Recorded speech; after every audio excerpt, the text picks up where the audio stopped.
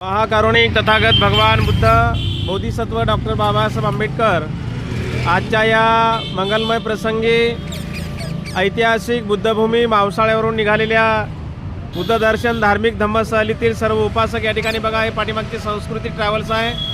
या संस्कृती ट्रॅव्हल्सने सर्व उपासक या ठिकाणी आज नागपूर या ठिकाणी पोहोचलेले आहोत. आपण नागपूर येथील दीक्षाभूमीला आपण भेट देण्यासाठी या ठिकाणी पोहोचलेलो आहोत. आपण आता लगेच 2 मिनिटांमध्ये आपण गेटमध्ये प्रवेश करणार आहोत.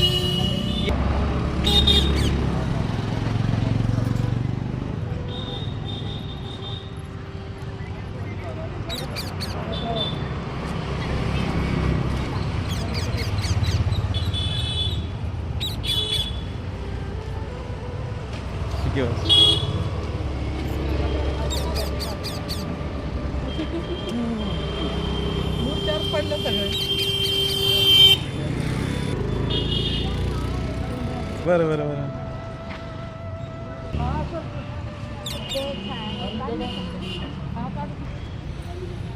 आजच्या या मंगलमय प्रसंगी आपण बुद्धभूमी मावसाळ्यावरून निघालेल्या सर्व धम्म सहलीतील उपासक या ठिकाणी आज दीक्षाभूमी या ठिकाणी पोहोचलेले आहेत. आपण बघत आहोत हा दीक्षाभूमीचा हा स्तूप आहे आणि माझ्या पाठीमागे हे सर्व उपासक आहेत. आता आम्ही लगेचच या ठिकाणी दीक्षाभूमीचा स्तूप बघण्यासाठी आपण आतमध्ये जात आहोत. माझ्या पाठीमागे बघत आहात हा दीक्षाभूमीचा स्तूप आहे. महामानव डॉक्टर बाबासाहेब आंबेडकरांनी 14 ऑक्टोबर 1956ला याच ठिकाणी बौद्ध धर्माची दीक्षा घेतली. त्याचं एक प्रतीक म्हणून हे मोठा भव्य दिव्य स्तूप या ठिकाणी निर्माण करण्यात आलेला आहे आणि या स्तूपाला भेट देण्यासाठी आपल्या धम्म सहलीतील सर्व उपासक या ठिकाणी पोहोचलेले आहेत. आता आतमध्ये आपण प्रवेश करणार आहोत.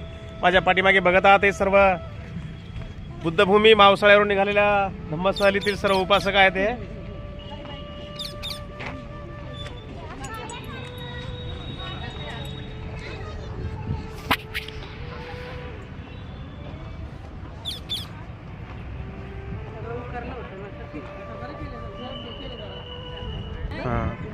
पण घेतात लोक चोरून.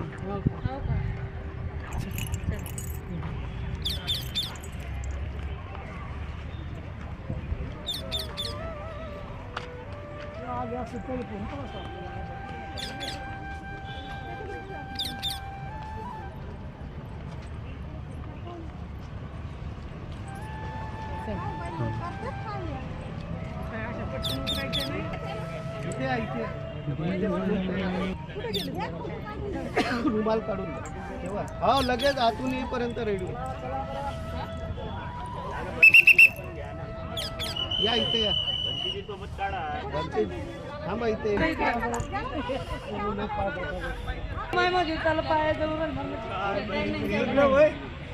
त्रास होतो मरणाचा.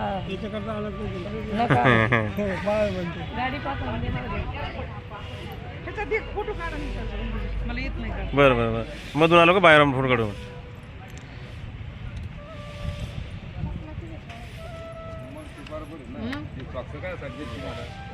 मी काढून घेतो.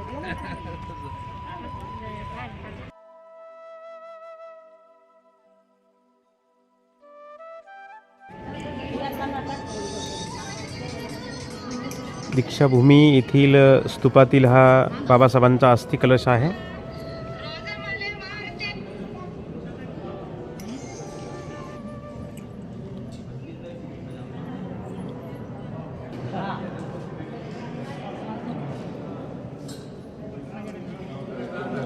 सर्व बुद्धभूमी मावसाळा येथून निघालेल्या धार्मिक धम्म सहलीतील सर्व उपासक आज या ठिकाणी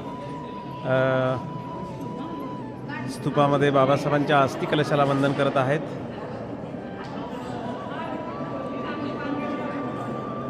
जाते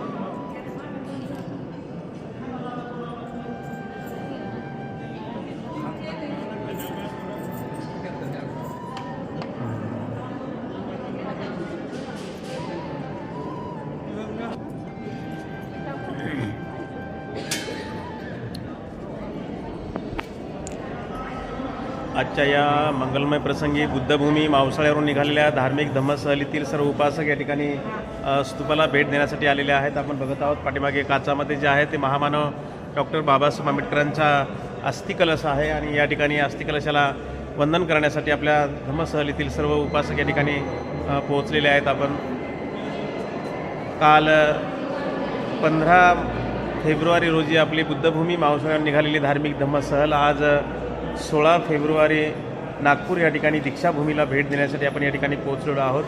आपण बघत आहात हे माझ्या पाठीमागे सर्व उपासक आहेत. त्या ठिकाणी हे आमच्या साळवे आई आहेत. जोगेश्वरी MIDC एरियामध्ये जोगेश्वरीवर आमच्या ह्या साळवे आई आहेत. आमच्या धम्मसहलीमध्ये सहभागी झालेल्या आहेत. आपण बघत आहात या ठिकाणी भगवंताची मूर्ती आहे आणि या ठिकाणी हा बाबासाहेबांचा अस्थि कलश आहे आणि या अस्थि कलशाला वंदन करण्यासाठी सर्व आपल्या धम्मसहलीतील उपासक या ठिकाणी पोहोचलेले आहेत. आपण बघत आहोत ते आपल्या धम्मसहलीतील उपासक.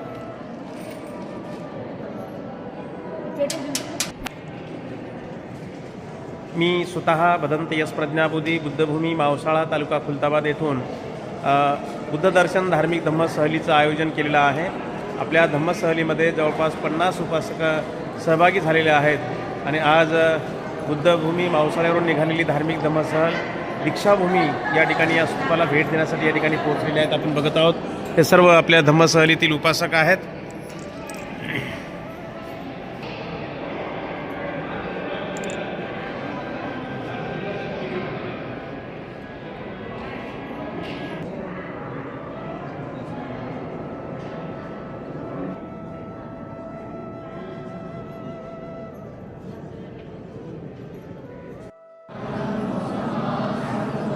भगवा बुद्धं भगवन्तं अभिवादेमि स्वाख्यातो भगवता धम्मो धम्मं नमस्सामि सुपटिपन्नो भगवतो सावकसंघो संघं नमामि। ओकास वंदामि भन्ते द्वारतयेनं कतं सब्बं अपराधं क्षमतु मे भन्ते। द्वितीयंपि ओकास वंदामि भन्ते द्वारतयेनं कतं सब्बं अपराधं क्षमतु मे भन्ते। तृतीयंपि ओकास वंदामि भन्ते द्वारतयेनं कतं सब्बं अपराधं क्षमतु मे भन्ते।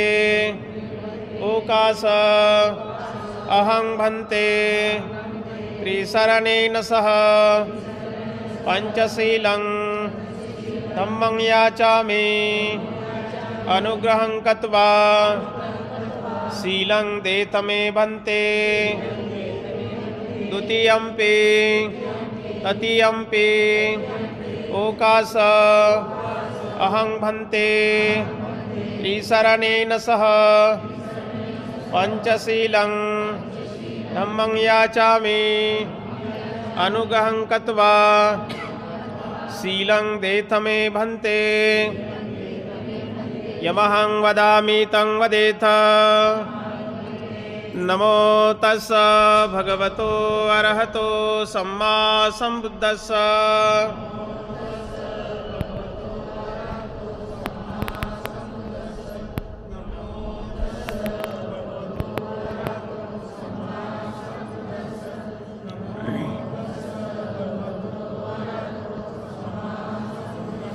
बुद्धं शरणं गच्छामि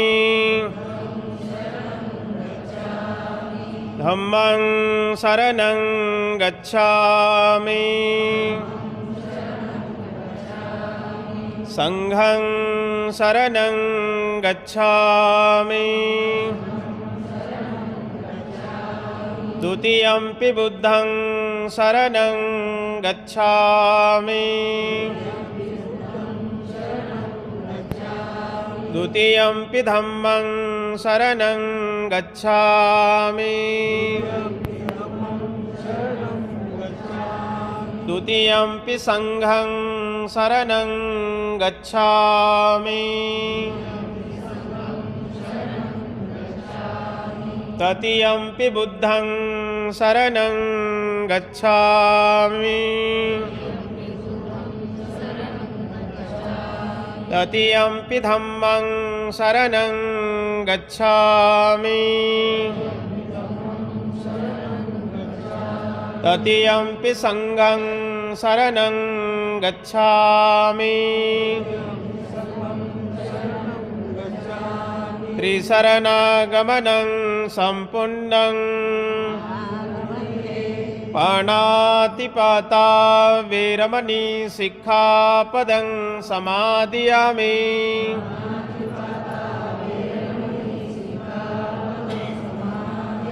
अदिन्नदाना वीरमणि सिक्खापदं समादियामि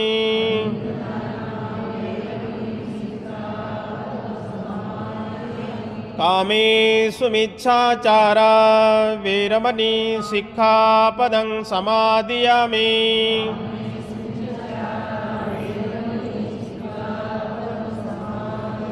मुसावादा वीरमणि सिक्खापदं समादियामि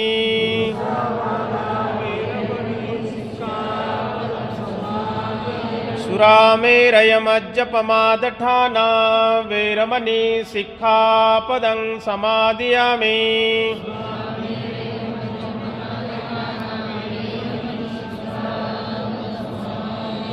त्रिशरणेन सदिं पंचशीलं धम्मं साधुकं सुरक्षितं कृत्वा प्रमादेन सम्पादेत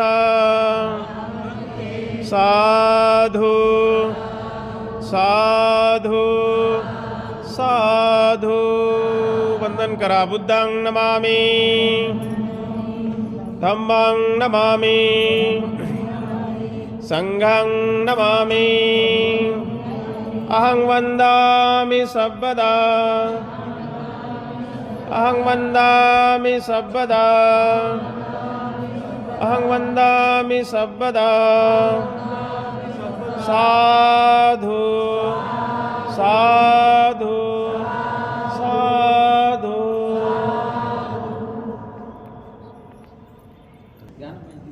हे आपले औरंगाबाद शहरामधून गेल्या जवळपास 30-35 वर्षापासून आपल्यासारख्या धम्म सहलीचं आयोजन करतात। यांचं नाव आहे गौतम गायकवाड आणि हे गेल्या कमीत कमी 30 वर्षापासून या ठिकाणी टूरचं आयोजन करत असतात। आज त्यांच्यासोबत जवळपास 50 लोकांचा एक ग्रुप आहे।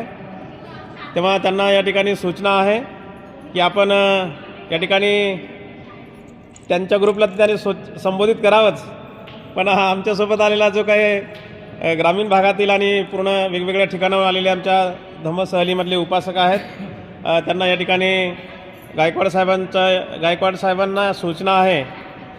मी भिक्खू नात्यानं सूचना करतो आणि आपणा सर्व दोन्ही ग्रुपच्या वतीने त्यांना विनंती आहे की आजच्या या पवित्र ऐतिहासिक या दीक्षाभूमीच्या या स्तूपामध्ये आपण सर्वांनी त्रिशरण पंचशील या ठिकाणी आपण सर्वांनी ग्रहण केलेलं आहे। तेव्हा यानंतर पुढचे आपण ठिकाण बघणार आहोत। आपल्याकडे वेळ कमी आहे, नागपूर शहर आहे, नागपूर शहरामध्ये ऊन जास्त आहे आणि म्हणून उन्हाचा आपल्याला त्रास होऊ नये म्हणून आपण पुढची ठिकाणं लवकरात लवकर बघणार आहोत। तर गायकवाड साहेबांना या ठिकाणी सूचना आहे की आजच्या या दीक्षाभूमीच्या या पवित्र स्थळी या ठिकाणी उपासकांना या ठिकाणी 2 शब्द बोलावं। विश्ववंदनीय महाकारुणिक सम्यक संबुद्ध बोधिसत्व परमपिता डॉक्टर बाबासाहेब आंबेडकर, पूजनीय भंतेजी, आपण धम्मसहलीमध्ये सहभागी झालेले सर्व बौद्ध उपासक उपासिका, बालक बालिका, प्रियजनो, आपण ही धम्मसहल बुद्धगयेकडे निघालेलो आहोत आणि या धम्मसहलीबद्दल बोलत असताना एक महत्त्वाचं गोष्ट अशी आहे, कारण तुम्हाला माहिती असेल आणि तुम्ही तो विचार केलेला असेल, पोलीस झालेल्या भूमीमध्ये आपण चाललेलो आहोत आणि त्या भूमीचं दर्शन घेण्यासाठी सर्वच उपासकांना शक्य होत नाही। कारण तुम्हाला माहिती असेल, तुमच्याकडे पैसा भरपूर असेल, वेळ खूप असेल, परंतु खूप वर्षापासून आपण प्लॅनिंग करत आहोत की बुद्धगयाला जायचं आहे, परंतु तिथपर्यंत आपण आजपर्यंत पोहोचू शकलेलो नाही. कारण याच्या पाठीमागं कारण आहे. तथागतांनी सांगितल्याप्रमाणे जोपर्यंत आपला पुण्यकर्माचा संचय पूर्ण होत नाही तोपर्यंत आपण त्या बुद्धगयेच्या दिशेने वाटचाल करत नाही. आणि म्हणून तुम्हाला एक सुवर्ण संधी आलेली आहे की ज्या क्षेत्रावरती आपण जात आहात त्या क्षेत्राचं परिपूर्ण इतिहास समजून घेणे, तिथं प्रत्येक गोष्टीचं निरीक्षण करणे, प्रत्येक गोष्टीवरती प्रश्न निर्माण करणे. कारण जोपर्यंत तुम्ही प्रश्न निर्माण करणार नाही तोपर्यंत तुम्हाला तिथला इतिहास कळणार नाही. आज या दीक्षाभूमीमध्ये तुम्ही बऱ्याच वर्षानंतर येत आहात. तर विजयादशमीला आपण येत असतो. इथला इतिहास जवळपास सर्वांनाच माहिती आहे. काय काय इतिहास आहे? कारण इथं बाबासाहेबांनी धम्मदीक्षा घेतलेली आहे. हाच एक इतिहास आपल्याला सर्वांना माहिती आहे. परंतु आपण जेव्हा आपल्या गाडीमधून उतरलो, गाडीमधून आपण खाली आलात आणि ज्या मेन गेटमधून आपण एंट्री केलेली आहे, त्या मेन गेटमधून एंट्री केल्यानंतर आपलं सर्वात प्रथम लक्ष या स्तूपावरती गेलेलं आहे. त्यानंतर बाजूला बाबासाहेबांचा पुतळा आहे, त्या पुतळ्यावरती आपलं लक्ष केंद्रित झालेलं आहे. परंतु मला सांगा, एवढे संपूर्ण जवळपास 100 लोक इथं बसलेले आहेत. या लोकांच्या मनामध्ये, कोणाच्या मनामध्ये असा प्रश्न निर्माण झाला की बाबासाहेबांचा पुतळा त्या जागेवरती का निर्माण केलेला आहे? कोणाच्या मनामध्ये निर्माण झालाय?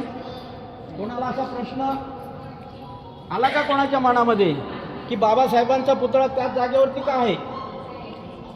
बाबासाहेबांचा पुतळा इथं का नाही आहे? किंवा मेन गेटला का नाही आहे? इथून आपण एंट्री करतोय त्या गेटवर का नाही आहे?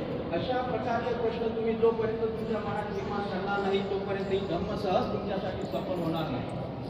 प्रत्येक ठिकाणी ज्या ज्या विहारात तुम्ही जाल त्या त्या ठिकाणी तुम्ही प्रश्न निर्माण करा की हे असंच का आहे, याच्या पाठीमागे काय इतिहास आहे. हा इतिहास समजून घेण्यासाठी तुम्ही घराच्या बाहेर निघालेले आहात. एवढे पैसे खर्च करून ज्या ठिकाणी तुम्ही चालला आहात, हा संपूर्ण इतिहास तुम्ही समजून घ्या. जोपर्यंत तुम्हाला इतिहास समजणार नाही तोपर्यंत ही धम्म सहज सफल नाही आहे. कारण पैसा ज्यासाठी आपण खर्च करतोय त्याचा परिपूर्ण मोबदला आपल्याला मिळाला पाहिजे. आयुष्यभर आपण जे खाणे पिणे राहणे हे चालू आहे, परंतु खरा इतिहास समजून घेणे हा महत्त्वाचा आहे. म्हणून बाबासाहेबांचा पुतळा त्या जागेवरती का निर्माण झालेला आहे कोण सांगू शकेल? कोणी सांगू शकेल? काय ते दीक्षा घेतली म्हणजे धम्मदीक्षा घेतली. अजून कोणाच्या मनात काय? बाबासाहेबांनी दीक्षा घेतली आहे सर्वांनाच माहिती आहे. या जागेवरती दीक्षा घेतलेली आहे सर्वांना माहिती आहे. बाबासाहेबांची दीक्षा होत असताना जो स्टेज निर्माण झालेला होता, जे धम्मपीठ निर्माण झालेलं होतं, त्या धम्मपीठाचा सेंटर पॉईंट आहे. हा स्तूप जो निर्माण झालेला आहे त्या धम्मपीठावरती, त्या सेंटर पॉईंटवरती तो स्टेज निर्माण होता. परंतु त्या स्टेजवरती जेव्हा बाबासाहेब येतात आणि बाबासाहेब ज्या गाडीमधून येत आहेत ती गाडी ज्या ठिकाणावरती थांबते आणि बाबासाहेब गाडीमधून उतरत असताना पहिलं पाऊल ज्या ठिकाणी बाबासाहेबांचं पडतंय त्या ठिकाणी तो पुतळा उभा झालेला आहे.